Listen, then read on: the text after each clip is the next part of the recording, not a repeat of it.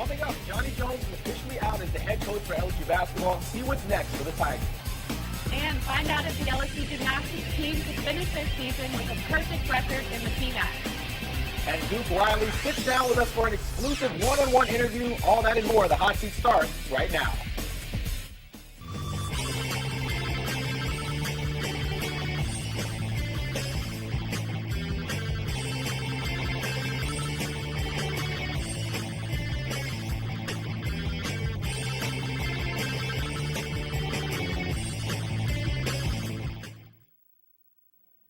Hello and welcome to the Hot Seat. My name is Reggie Chapman. And I'm Sydney Roberts. The women's college basketball tournament brackets are being revealed today.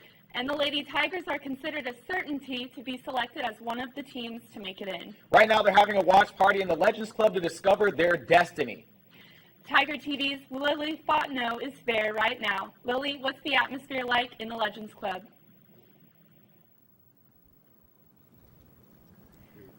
Hey guys, it's great. I'm out here in front of the PMAC, where tonight the Lady Tigers will find out if they're going to compete in the NCAA tournament for the chance for the national title. The Tigers will watch the women's selection show together in the PMAC starting at 6 p.m. After losing to Mississippi State in the quarterfinals of the SEC tournament, they finished their season 20-11 and finished conference play 8-8. The Tigers did not make the tournament last year, but are hopeful for this year. Tune in at 6 p.m. on ESPN to see if the Tigers made the cut. For Tiger TV Sports, I'm Lily Fontenot. On the other hand, things haven't gone nearly as well for the men this season. On Friday, LSU basketball head coach Johnny Jones was fired. Many saw this coming as the Tigers lost 19 of their final 21 games. It was like the direction of the program, we needed a change. We're all about excellence and competing for championships, and we weren't going in that direction. Now let's talk replacements. The top candidates in the search for a new head coach are Notre Dame's head coach Mike Bray, who interviewed for the LSU head coach position back in 2008, and Nebraska's Eric Musselman, who was an assistant at LSU from 2014 to 2015.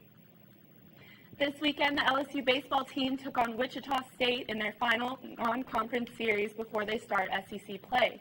With more on how the Tigers did this weekend, here's Tiger TV's Sean Pinnison. I was real proud of our three starting pitchers, man. They all did a tremendous job, and had I extended them a little bit more, which potentially we could have, if this was next weekend, they all probably would have stayed in for at least another inning.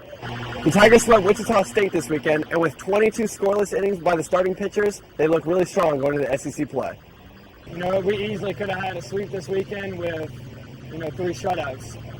It's fun to watch them pitch. This is a very humbling game. You just got to take it one game at a time. And what happened with Alex Lang is clearly an example of how this game, it can be fleeting.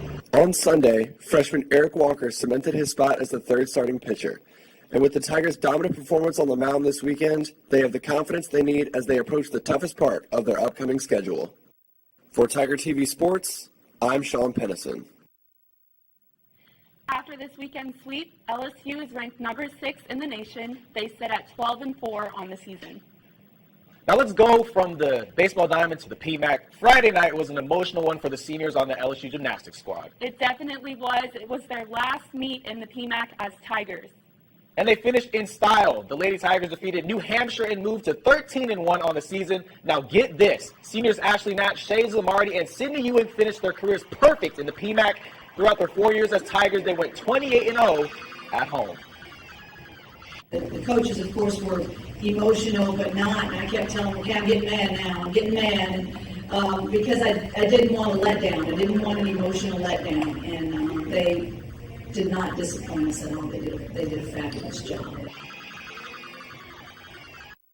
Now hold your horses. The ladies aren't done yet. They're headed to Jacksonville this Saturday where they'll compete for the SEC championship. They are the number 1 seed in the tournament. The team that's going to have the most fun is the team that's going to win this thing. It's still number 1, I think, and that's a wonderful thing about this team is that I think right now it's number 1 in everyone's head. I just feel like this is the part of the season that we've all been waiting for. This is the exciting part, and this is the part that it counts. And we're really excited to get on the road, to be on the podium against great teams. Well, still to come on the hot seat, Duke Riley visited us today. He sat down with Tiger TV's Tierra Gibson for an exclusive one-on-one interview.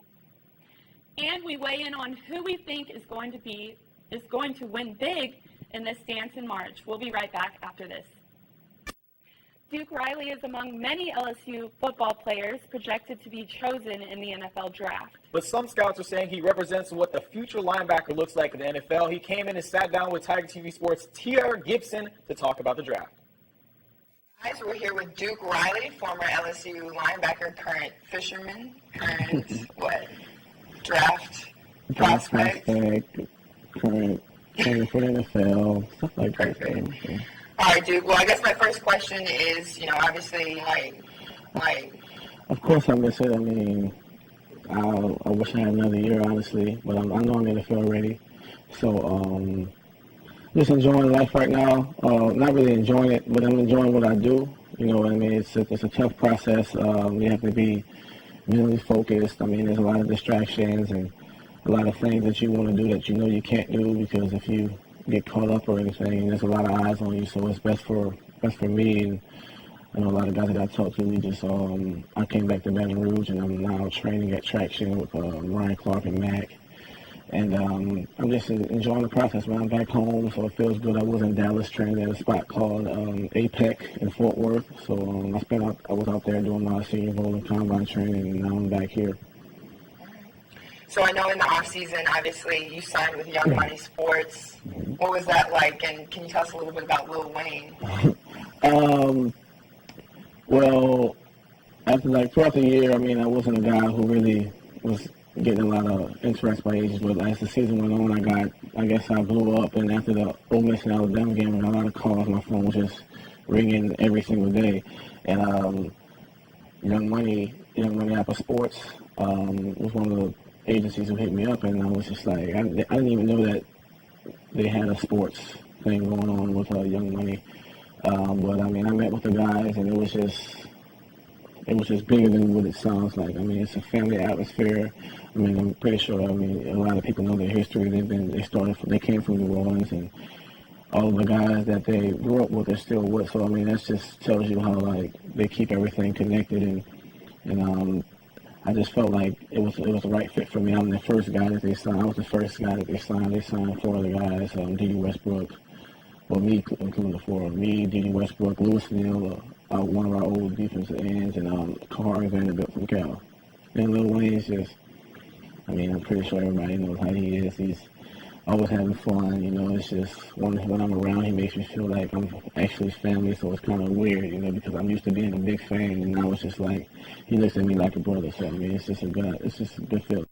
Huge shout out to Tierra and Duke Riley for stopping by. Make sure you watch out the full interview at lsunow.com. Well, still to come, it's that time of year again, people. Fill out your brackets because March Madness is back. We weigh on who we think is going to win it all when we come back, and don't go anywhere. Well, basketball fans all over can rejoice because March Madness is back. Selection Sunday is over and the seeds are set. Villanova, Gonzaga, North Carolina, and Kansas are all number 1 seeds, but that doesn't mean there aren't other teams out there that are very dangerous. So, Reggie, who do you think is going to go all the way? Okay, well, honestly, you have to start talking about UCLA, of course. Right here, you see Lonzo Ball, great player out of UCLA. Of course, Notre Dame is also going to be a force to be reckoned with. But I think one other team that I really think is going to be, a dark horse in this is Northwestern. Northwestern hasn't been in the tournament, I believe, 78 years. Big time getting back, and I'm glad for them. I think they'll be a really good team, and they'll be able to, I think, make it out of a very easy bracket. I have to go with the SEC, so I'm going to say Kentucky. Big winner. I have to stay with the SEC. I agree. Kentucky, great team. They've won the SEC championship this year, obviously, and will be taking that momentum into the tournament. Well, that's going to do it for us tonight. A big thanks to Duke Riley once again for taking the time to stop by and talk to us. We'll be here same time, same place again on Monday, so don't forget to tune in. Thanks for watching, and have a great week.